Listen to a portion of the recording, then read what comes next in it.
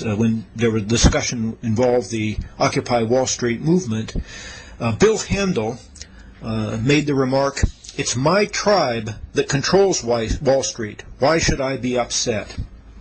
Well, that's pretty remarkable. Bill Handel is often a person who says what he thinks, and oftentimes in a half-serious way. But for saying that my tribe, Jews, control Wall Street, he'll probably get away with it and not be condemned in the way that others might because he's himself Jewish.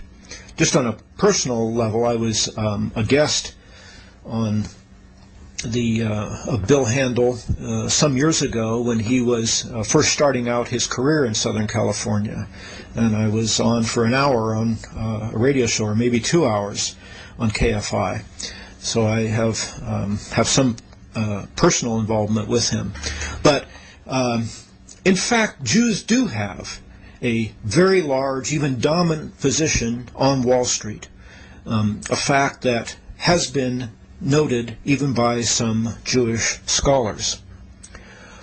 One of those who's talked about this is a Jewish scholar named Benjamin Ginsberg. Benjamin Ginsberg has been a professor of political science at the Johns Hopkins University, which is a very prestigious university, of course, in the United States. And he's the author of a book entitled The Fatal Embrace, Jews and the State. In this book, he writes that some 50%, half of Wall Street executives were Jewish when he wrote this book in 1999. It was published in 1999. And the percent of Jews in Wall Street as Wall Street executives is at least as high now as it was when he wrote the book, 1999. But the point here is how little Jews, or the media in America, is willing or able to acknowledge this reality, the reality of Jewish power and influence in American life. And that's why the points made by Benjamin Ginsberg in his book are worth emphasizing and repeating. I have a copy of the book in front of me here, and I'm going to quote from a little bit about this because it's relevant to this discussion going on right now with the Occupy Wall Street movement. Benjamin Ginsberg writes, "Since the 1960s, Jews have come to wield considerable influence in American economic, cultural, intellectual, and political life. Jews played a central role in American finance during the 1980s, and they were among the chief beneficiaries of that decade's corporate mergers and reorganizations. Today, though barely 2% of the nation's population is Jewish, close to half its billionaires are Jews. The chief executive officers of the 3 major television networks and the 4 largest film studios are Jews, as are the owners of the nation's largest newspaper chain and most influential single newspaper, the New York Times.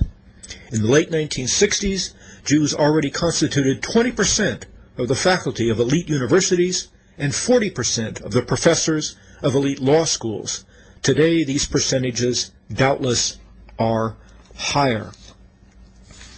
Ginsberg also writes, "Their role, that is the role of Jews, in American economic, social, and political institutions, has enabled Jews to wield considerable influence in the nation's public life." Ginsberg goes on to write in his book, although they make up only a very small percentage of the total population, they comprise, he writes, 11% of what this study defines as the nation's elites, although he goes on that they constitute more than 25% of the elite journalists and publishers and more than 17% of the leaders of important voluntary and public interest organizations and more than 15% of the top-ranking civil servants. He also makes a point in his book about the way in which Jews played a very major role during the 1980s in the years of the Reagan administration. He says, "During the 1980s, the Reagan administration and the Jewish financiers enjoyed a perfect marriage of convenience. As outsiders on the margins of the banking and securities industries, Jews were better able to see and make use of the new opportunities made available by the financial deregulation and permissive climax of the Reagan era.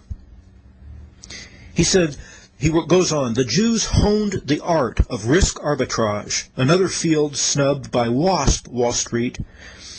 Jewish newcomers and a few of their non-Jewish allies saw the possibility of using junk bonds to finance hostile takeover attempts. In their endeavors, the Jewish financiers enjoyed the blessing and protection of the Reagan administration.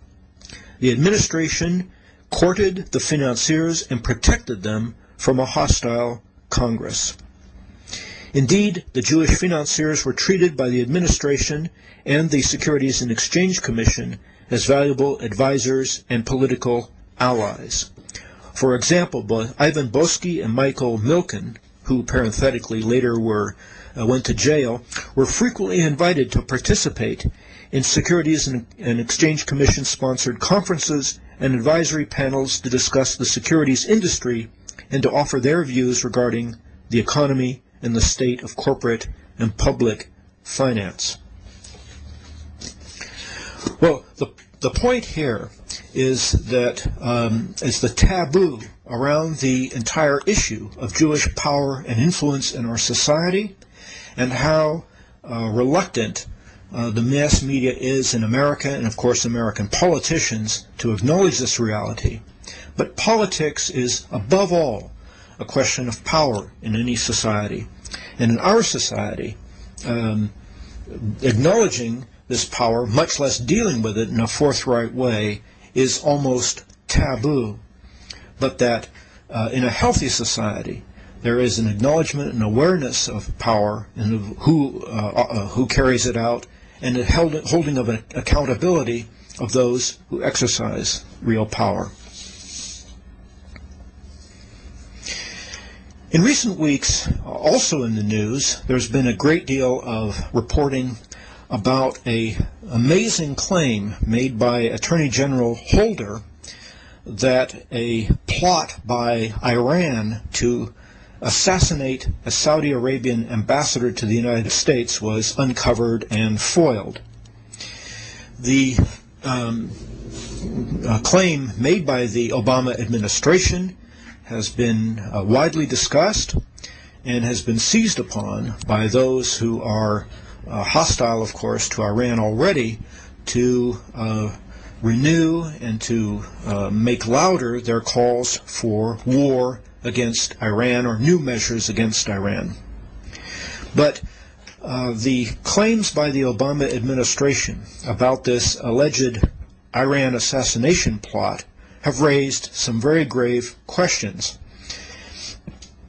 It's not widely reported in the United States, it's more reported in foreign countries, that specialists of Iran and the Middle East are very, very skeptical of these Obama administration claims.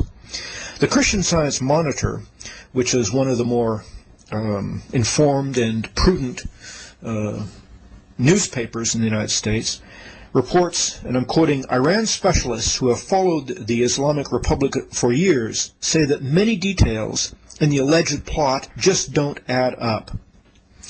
One specialist is quoted as saying, "It's a very strange case. It doesn't really fit Iran's mode of operation. The plot doesn't seem to serve Iran's interests in any conceivable way," says a specialist who's with the Rand Corporation in Arlington, Virginia, and co-author of studies about the Iran Revolutionary Guard. The Alexander Coburn, an American or British-American writer, in a column, makes this point. Even by the forgiving standards of American credulity, the supposed Iranian plot to assassinate the Saudi ambassador to the U.S. is spectacularly ludicrous. Why would Iran want to kill the Saudi envoy, the mild-mannered functionary Adel al-Jubeir? To kill any ambassador, particularly a Saudi ambassador, is to invite lethal retaliation, even war. Iran doesn't want war with the U.S.